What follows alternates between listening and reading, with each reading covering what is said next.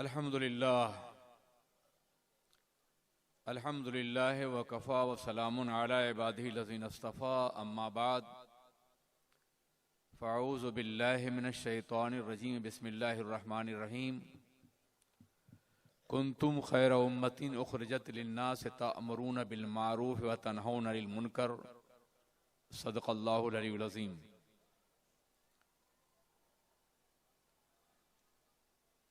दाइए कबीर हज़रत अल्लामा मौलाना शाकिर साहब नूरी रज़वी, मुफ्ती आज़म यूई हज़रत मौलाना अब्बास साहब क़ादरी मद्दज़िल्लहुल आली, जमीयतुल उलमा पाकिस्तान के secretary general, world Islamic mission के इंफॉर्मेशन सेक्रेटरी हज़रत अल्लामा क़ारी मोहम्मद ज़फ़र बहादुर साहब क़िबला, हाज़िरीन मजलिस, अस्सलामु अलैकुम रहमतुल्लाहि व बरकातुहू। अभी तक आपने सीरत रसूल के हवाले से मुख्तलिफ तक़रीर समाअत फरमाई। मेरी गुफ्तगू आखिर में इसलिए रखी गई है कि मैं ये अर्ज कर सकूं कि पश्च बाइद कर्द, अब हमें क्या करना है। बिलाशुबहा हम गुफ्तगू करते हैं, खिताबात करते हैं, मिल्लत के गमों का इजहार करते हैं, मिल्लत मरहूम पर मातम करते हैं, लेकिन उसके बाद हम चले जाते हैं और हम ये नहीं सोचते कि हमारी जिम्मेदारियां क्या हैं, हमारी मसूलियात क्या हैं। सुन्नी दास इस्लामी की तहरीक बेदारी की तहरीक है, इश्क़ रसूल की तहरीक है, अमल की तहरीक है, पाबंदी सुन्नत की तहरीक है, किरदार की तहरीक है, जोहद मुसलसल की तहरीक है, सही पहम की तहरीक है, एक अवामी राब्ते की तहरीक है, मसलक के वक़ार की तहरीक है, आबरूए मिल्लत बैज़ा को दुनिया के सामने पेश करने की तहरीक है।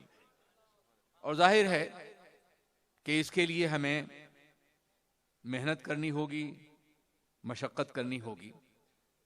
बिलाशुबहा हम दुनिया में इसलिए आए हैं कि अल्लाह की इबादत करें, लेकिन हमारी दूसरी जिम्मेदारी ये है कि वो लोग जो अल्लाह के रास्ते से दूर हो गए हैं, जिनकी पेशानियां आशनाए सजदा नहीं हैं, जो आकाए दो जहां सरवर कायनात मोहम्मदुर रसूलुल्लाह के निज़ाम रहमत और कानून हयात से खुद को अलग कर चुके हैं, उन्हें दावत दी जाए, उन्हें बुलाया जाए। और दुनिया की वो कौमें जो अब तक इस्लाम को समझ नहीं सकी हैं, उन्हें इस्लाम का खूबसूरत और बावकार चेहरा दिखाया जाए। सदियों से इस बात की कोशिश हो रही है कि इस्लाम को इस तरह पेश किया जाए कि जिसकी बुनियाद पे लोग इस अजीम मजहब से, हसीन तरीन मजहब से, बावकार मजहब से, अमन के पैगाम्बर मजहब से दूर होते चले जाएं। ये चैलेंजेस हैं हमारे सामने, ये दुश्वारियां हमारे सामने, ये मसाइल हैं हमारे सामने। एक बागैरत कौम ये कभी गवारा नहीं कर सकती कि जिस निजाम को उसने अपना आईने जिंदगी बनाया हो, उस निजाम को गलत करार दिया जाए।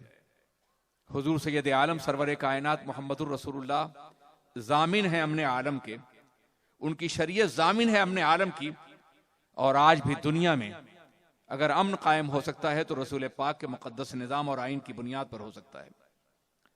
आज सबसे बड़ा सवाल यह किया जा रहा है कि मुसलमानों की पसमादगी की वजह इस्लाम है। मैं अर्ज करना चाहता हूं, हां इस्लाम ही है, मगर इस्लाम पे अमल करना नहीं, इस्लाम से दूर होना है। मुसलमान जब तक इस्लाम पर अमल करता रहा, दुनिया के 3 बर्रे आज़मों पर हुकूमत करता रहा, कमोबेश 15वीं सदी तक। स्पेन के जवाल से पहले पहले तक आप ये देखें और महसूस करें कि यूरोप और एशिया और अफ्रीका, ये 3 बर्रे आज़म जो रोशनी में थे, इस पे मुसलमान बिला शिकत गैर हुकूमत कर रहा था। दूसरी कौमें या तो झुकी हुई थी या बाजगुजार थी। समंदरों पे हमारा कब्जा था, पहाड़ों की बुलंदियों को हमने पस्तियों में तब्दील कर दिया था। हमने हिमालय से लेकर जिब्राल्टर तक कोहपैमाई की थी। हमने अपनी अजमतों का परचम लहराए थे, लेकिन उसके बाद हम दीन से दूर होते चले गए। हमने दुनिया की दूसरी तहजीबों को, दूसरी मदनियतों को और दूसरे निजाम हाय बातिल को इख्तियार किया, और फिर दुनिया ने हमें अपने कदमों के नीचे डाल दिया। और आज दुनिया हमें पसमादा अक़वाम में शुमार कर रही है। निजाम मुस्तफ़ा की बुनियाद पे हम कामयाब हुए थे, और निजाम मुस्तफ़ा ही हमें दोबारा इज्जत अता फरमा सकेगा। बहुत से सवाल ज़हनों में पैदा किए जा रहे हैं, और खुद लोगों के जहन में ये बात है कि हम तो पसमादा हैं, हमारे पास ताकत नहीं है, हमारे पास कुव्वत नहीं है, हमारे पास ज़राए नहीं है, हमारे पास सरमाया नहीं है, हमारे पास वसाइल नहीं है, हमारे पास इक़्तिदार नहीं है। हम कामयाब कैसे हो सकते हैं? हम गालिब कैसे हो सकते हैं? याद रखिए, किसी कौम को मौत का रास्ता दिखाने के लिए उसे मायूस कर देना जरूरी है। मायूसी हमेशा कौमों को मिटा देती है और फना कर देती है। अक़वाम आलम की तारीख का मुताला कीजिए, जो कौमें मिट गई दुनिया से, पहले वो मायूस हुई हैं और फिर मिट गई हैं। इस्लाम मायूसी का मजहब नहीं, उम्मीद का मजहब है, इर्तिका का मजहब है, गलबे के तसव्वुर का मजहब है। इस्लाम सही मुसलसल का मजहब है, इस्लाम जोहदे पैहम का मजहब है। इस्लाम मायूसी का मजहब नहीं है। मुख्तलिफ तरीकों से मायूसियां हमारे माशरे में पैदा करने की कोशिश की जा रही हैं।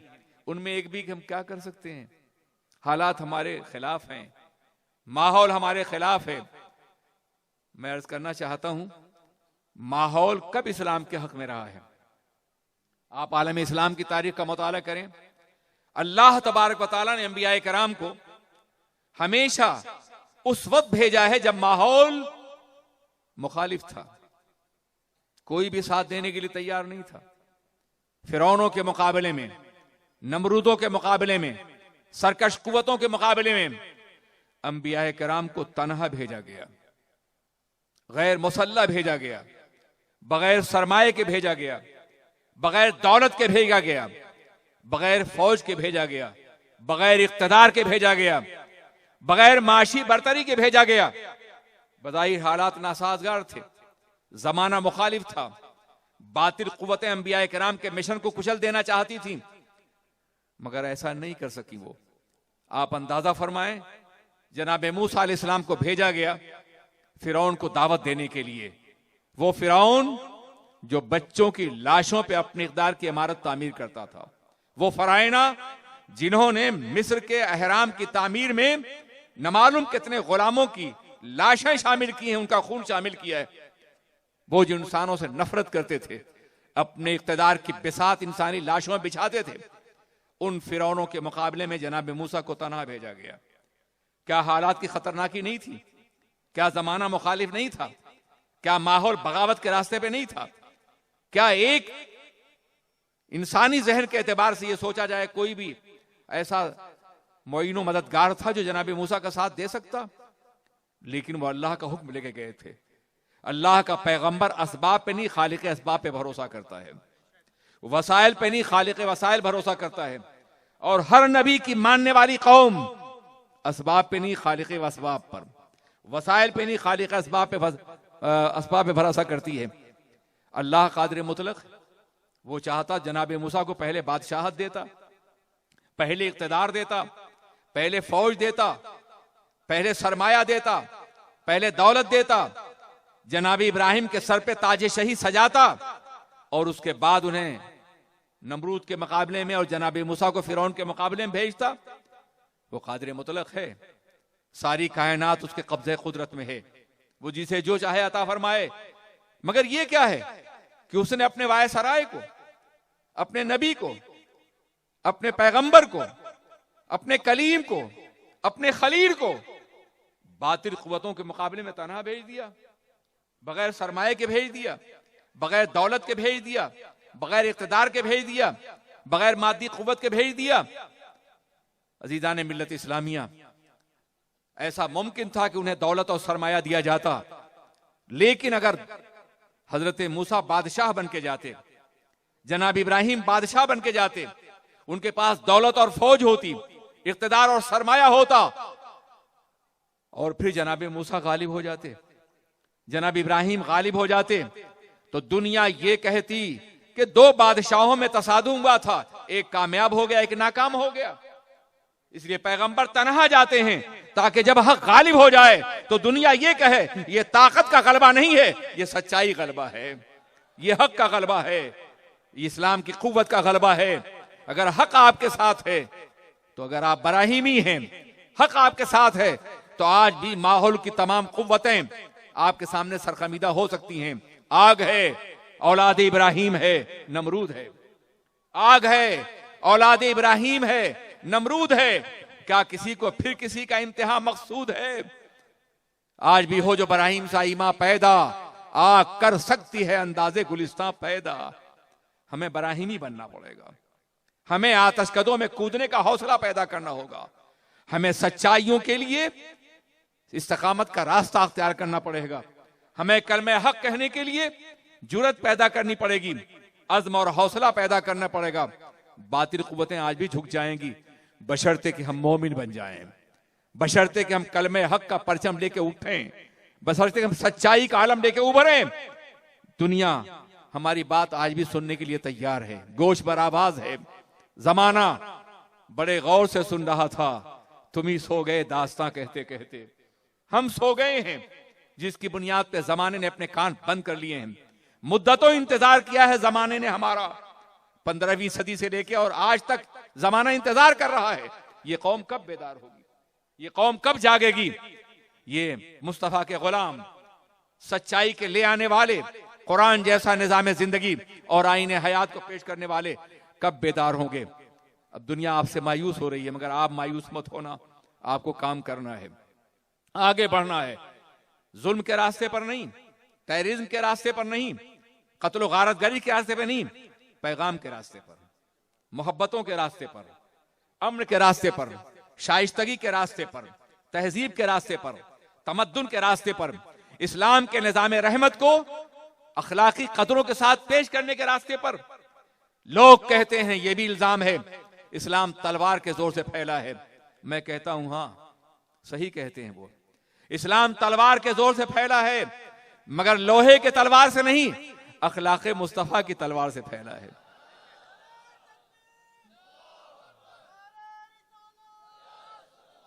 लोहे की तलवार उड़ती है तो इंसान कटता है, काफिर कटता है, और अखलाक की तलवार उड़ती है तो कुफ्र करता है और काफिर को हयात अबदी मिल जाती है। आज दुनिया में जो कुछ है ये इस्लाम के अखलाकी निजाम के नतीजे में है, इस्लाम के हसीन दावत के नतीजे में है। और आज आप उसी दावत के अमीन हैं, उसी निजाम के अमीन हैं। अपने किरदार को इतना बुलंद कीजिए, अपने अखलाक को इतना बुलंद कीजिए, अपने तर्ज जिंदगी इतना बुलंद कीजिए, मोहब्बतों के अमीन बन जाइए, राहतों के अमीन बन जाइए कि दुनिया आपको देख करके इस्लाम का हसीन चेहरा जान सके, इस्लाम का हसीन रुख पहचान सके। अंबिया किराम की मुकद्दस जिंदगियां देखिए, हर दौर में अंबिया किराम ने मशक्कतें उठाई, मगर अल्लाह ने उन्हें गालिब फरमाया। हुजूर सैयद आलम सरवर कायनात मोहम्मदुर रसूलुल्लाह आखिरी नबी बनकर के आए, उनके बाद कोई और नबी नहीं आएगा, उनके बाद कोई और रसूल नहीं आएगा। और अंबिया किराम को जो दावत की जमीनें दी गई वो निस्बतन नर्म जमीनें थी। जनाब नूह से लेकर के जनाब याकूब अलैहिस्सलाम तक जो जमीन दी गई थी वो दजलो फुरात की जमीन थी, वो इराक की जमीन थी, नखलिस्तानों की जमीन थी, ज़राअतों की जमीन थी, बहारों की जमीन थी, दो दो दरिया बह रहे थे। वो जमीन हजरत नूह से लेकर जनाब याकूब तक पैगंबरों को दी गई। जनाब याकूब ने जब मिस्र की तरफ हिजरत की तो उसके बाद से जो पैगंबर आए वो फलस्तीन की जमीन पर आए, वो मिस्र की जमीन पर आए। वो भी जमीन नर्म जमीन है, वो भी सुएज की जमीन है, वो भी नाइल की जमीन है, वो भी दरियाओं की जमीन है, नखतों की जमीन है, बहारों की जमीन है, फलों की जमीन है, फलस्तीन की फूलों की जमीन है। जमीनें नर्म थी, यहां जनाब ईसा तक तशरीफ लाते रहे। कुरान अजीम ने अंबियाए कराम की गुजरगाहों का तस्करा किया है। वत्तीने वज़ैतून वत्तूर सीनीन वहाज़ल बलदिल अमीन, तीन की कसम, जैतून की कसम, तूर सैना की कसम, इस मुकद्दस शहर की कसम, बलद अमीन कसम। ये तूर, इंजीर और जैतून की कसम क्यों खाई जा रही है? फिग और ओलिव की कसम क्यों खाई जा रही है? क्या अहमियत है? उसके तिब्बी फवायद भी जिक्र किए गए हैं, दूसरे फवायद भी जिक्र किए गए हैं। मगर मैं अर्ज करना चाहता हूं, तीन और जैतून वहां पैदा होता है जहां जनाब ईसा जलवागर हुए थे। नबी की गुजरगाह का तस्करा है, नबी की विलादत का तस्करा है, नबी के कदमों से जमीन लिपटी हुई है उसकी कसम याद फरमाई जा रही है। और तूर सैना वो है जहां जनाब मूसा तशरीफ लाए थे, बलद अमीन वो है जहां सरवरे कायनात तशरीफ लाए थे। तीन की कसम, जैतून की कसम, तूर सैना की कसम, बलद अमीन की कसम कुरान याद फरमा रहा है। पढ़ते तो रोजाना होंगे आप, कभी आपने इन आयतों के कल्ब में बैठ करके गौर करने की कोशिश की, अल्लाह क्यों मुकद्दस जमीनों कसम याद फरमा रहा है? पैगंबरों की जमीन है, दाइयाने दीन की जमीन है, इस्लाम का परचम बुलंद करने वालों की जमीन है, सच्चाई को लेके आगे बढ़ने वालों की जमीन है। बड़ी मोहतरम जमीनें थीं। और बलद अमीन सुभान अल्लाह, वो एक मकाम पर नहीं है, कितने ही मकाम पर कसम याद की गई है। ला उक़सिमु बिहाज़ल बलद व अंत हिल्लुम बिहाज़ल बलद, मैं इस शहर की कसम याद फरमाता हूं ए पैगंबर, जहां आप चलते फिरते नजर आते हैं, जहां आप जलवागर हैं, वहां मक्का भी है उसकी कसम, वहां काबा है उसकी कसम याद नहीं फरमाई, सफा और मरवा उसकी कसम याद नहीं फरमाई, मकाम इब्राहिम है उसकी कसम याद नहीं फरमाई, गुजरगाह मुस्तफा की कसम याद की गई। ये शहर इसलिए मोहतरम है कि हुजूर आप चलते हैं यहां, मेरे पैगंबर आप चलते, मेरे महबूब आप चलते हैं, आप खरामे नाज फरमाते हैं आप, इसलिए मैं इसकी कसम याद करता हूं मेरे अजीज साथियों। मगर बलद अमीन जमीन सबसे मुश्किल जमीन थी, न वो दजला और फरात की जमीन थी, और न ही वो नाइल की जमीन थी, और न ही वो फलस्तीन में लालो गुल की सरजमीन थी।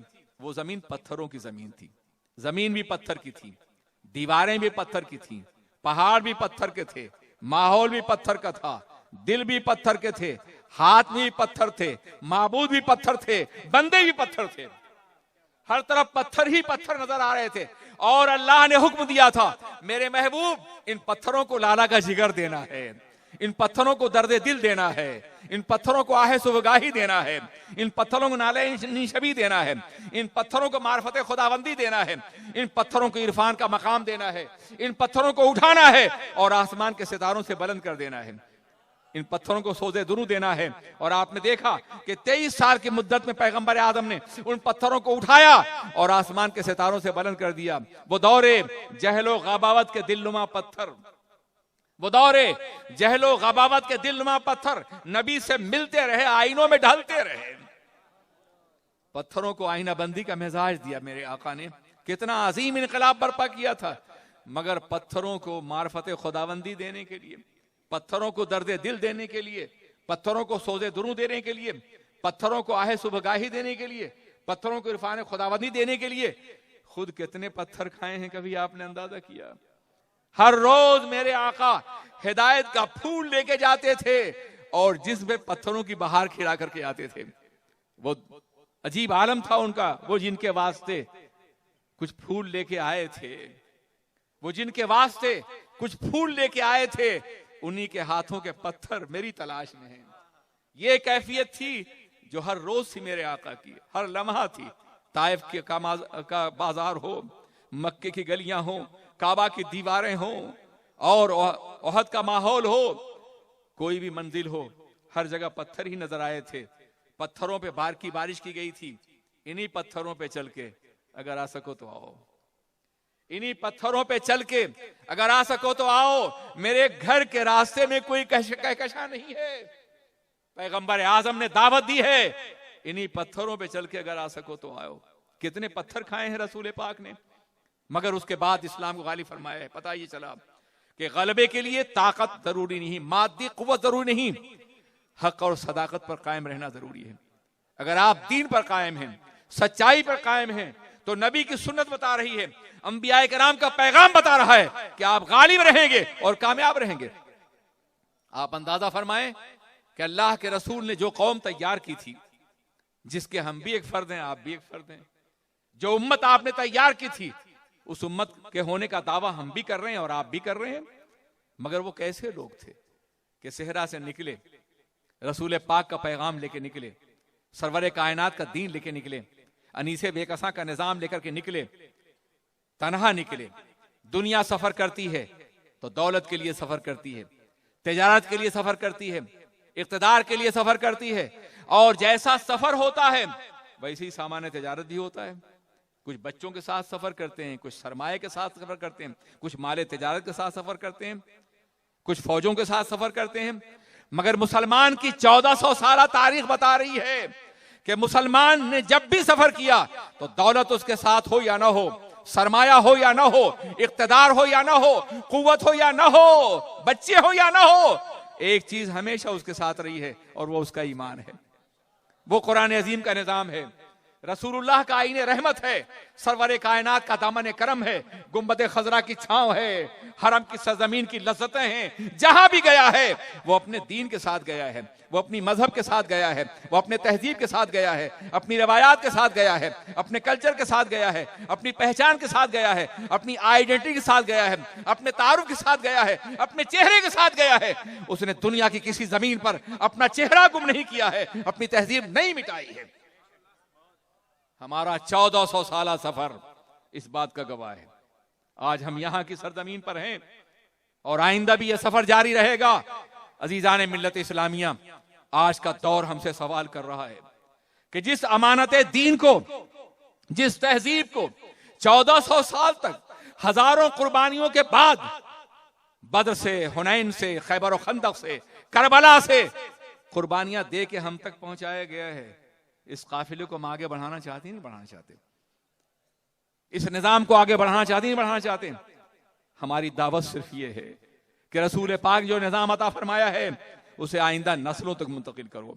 और खबरदार, वेस्टर्न सिविलाइजेशन हो या दुनिया का कोई कल्चर हो, तुम्हें अपने अंदर जम न करने पाए। तुम रसूल के कल्चर के अमीर हो, नबी की तहजीब के अमीर हो, तुम्हारे दिलों में इश्क़ मुस्तफा है।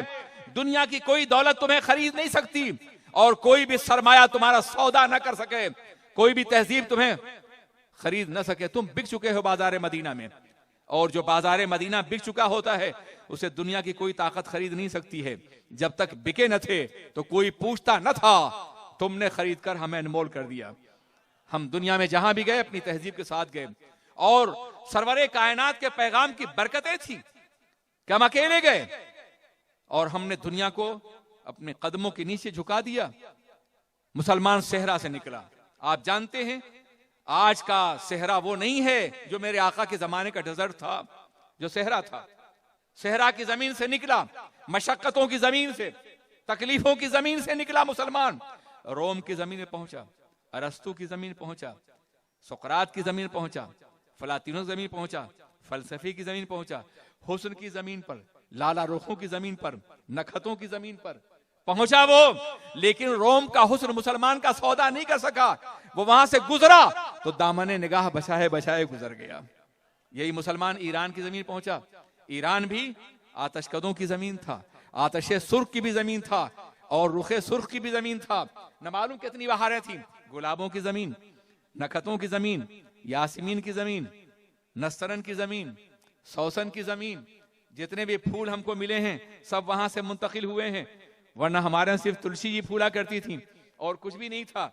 मैं अर्ज करना चाहता हूँ, जरा सोचें हमारी तहजीब पे ईरान कितनी कसरत है। फूलों की जमीन है, बहारों की जमीन है, नखतों की जमीन है, मगर आतशकदे के किनारे खड़े होकर के मर्द मोमिन ने अल्लाह की किबरियाई अल्लाह अकबर कहा। उसने आग का सजदा नहीं किया। ईरानी तहजीब को ओस्ता के निजाम कबूल नहीं किया उसने। यही मुसलमान हिंदुस्तान पहुंचा और वहां जाने के बाद दरियाए गंगा के सामने खड़े होकर सजदा नहीं कर रहा है, बल्कि उसके पानी से वजू करके अपने रब का सजदा कर रहा है। या बेरूदे गंगा वो दिन है याद तुझको, या बेरूदे गंगा वो दिन है याद तुझको, उतरा तेरे किनारे जब कारवां हमारा। ये मुसलमान चाइना पहुंचा, सिंकियांग की जमीन पर। वहां भी दरिया बह रहे थे, वहां भी ओस्ता का निजाम था, उनका भी अपना फलसफा था। लेकिन एक कैदी कैद खाने से निकला तो 3000 अफराद को कलमा पढ़ाता हुआ निकला था। अजीजान मिल्लत इस्लामिया, मुसलमान जहां भी गया अपनी तहजीब के साथ गया। ये बात क्या थी कि एक आदमी पहुंचता था और पूरा माहौल बदल जाता था, इसलिए कि वो मुजस्सम कुरान बन के जाता था। चाइना के लोग कुरान नहीं समझते थे, इंडिया के लोग कुरान नहीं समझते थे, स्पेन के लोग कुरान नहीं समझते थे, रोम के लोग कुरान नहीं समझते थे, उनकी जुबान अरबी नहीं थी, मगर कुरान देख सकते थे। वो अल्लाह के रसूल ने हाथों में कुरान दिया था और जिंदगियों कुरान के सांचे में ढाल दिया था। वो चलते तो कुरान के अंदाज से चलते, वो बैठते तो कुरान के अंदाज से बैठते, तजारत करते तो कुरान की बुनियादों पे करते। नतीजा ये कि दुनिया झुकती चली जाती थी।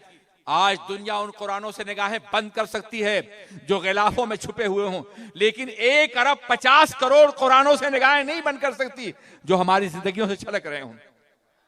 मुजस्सम कुरान बन जाओ, दुनिया नहीं पढ़ेगी तो भी तुम्हें समझेगी।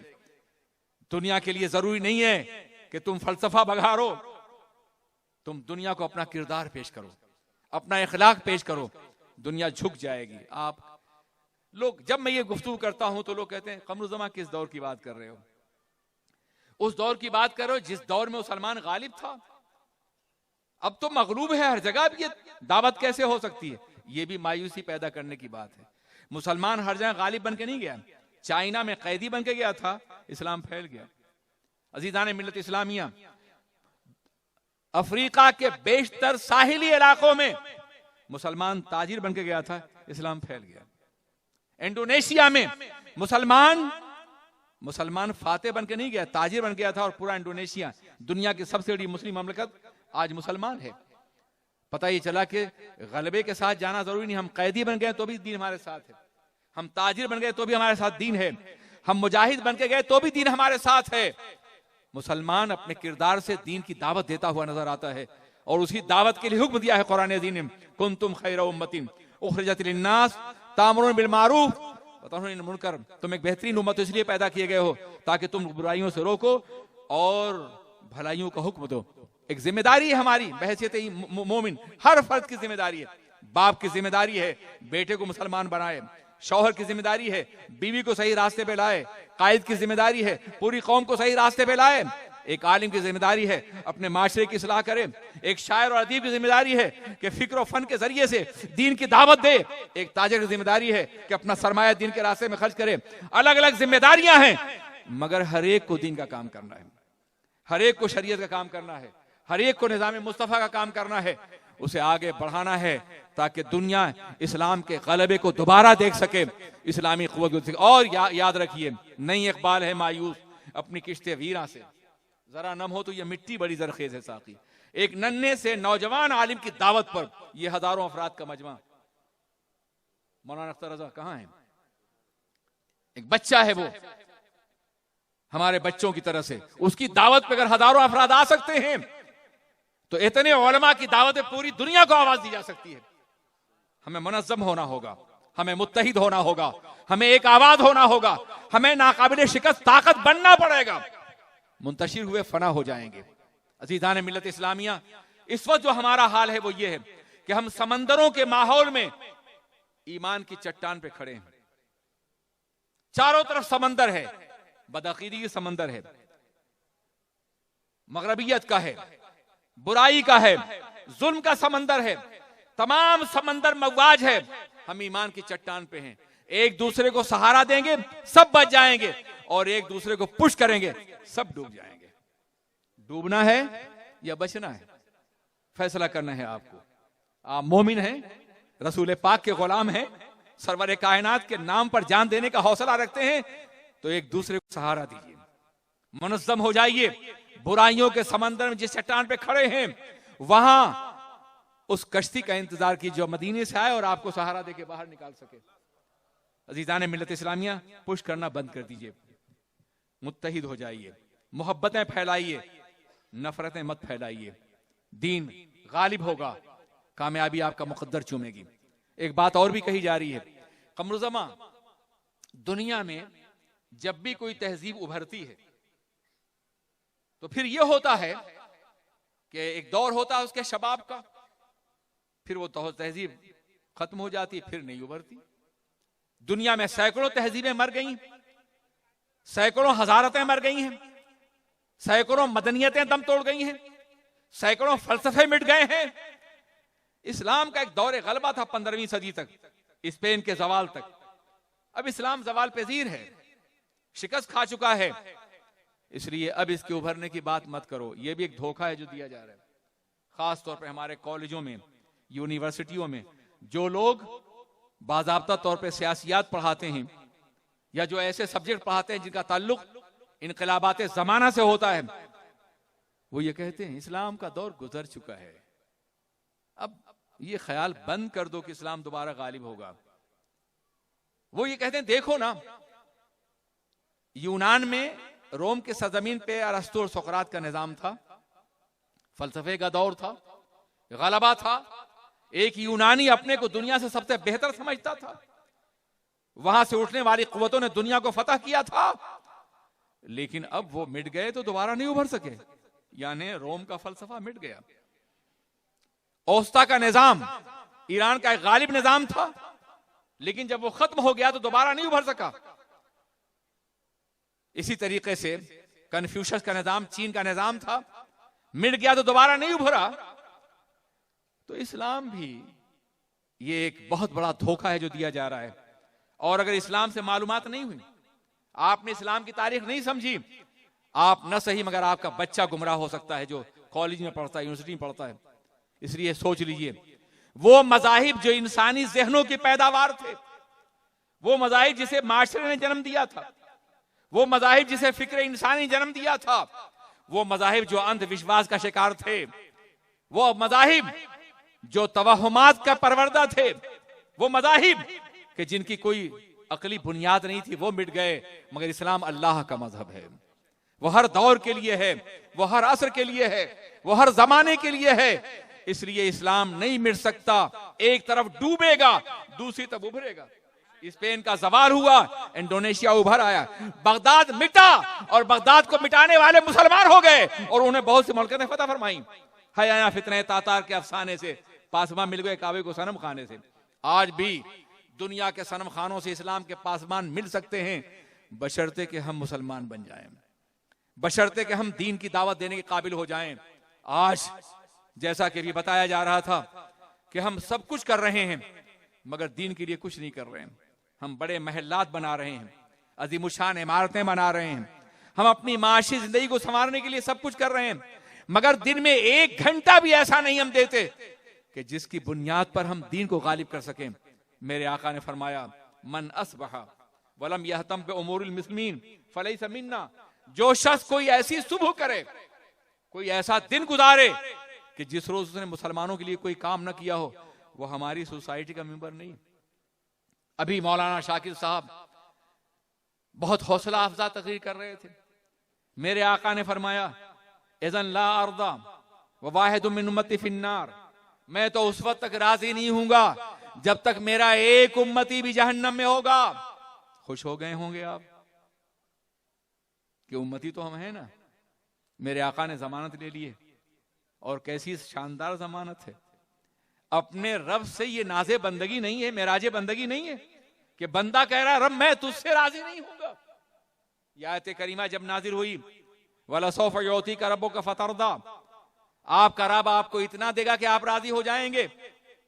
तो मेरे आका ने फरमाया था, जब तो मैं उस वक्त तक राजी नहीं हूंगा जब तक मेरा एक उम्मती भी जहन्नम में होगा।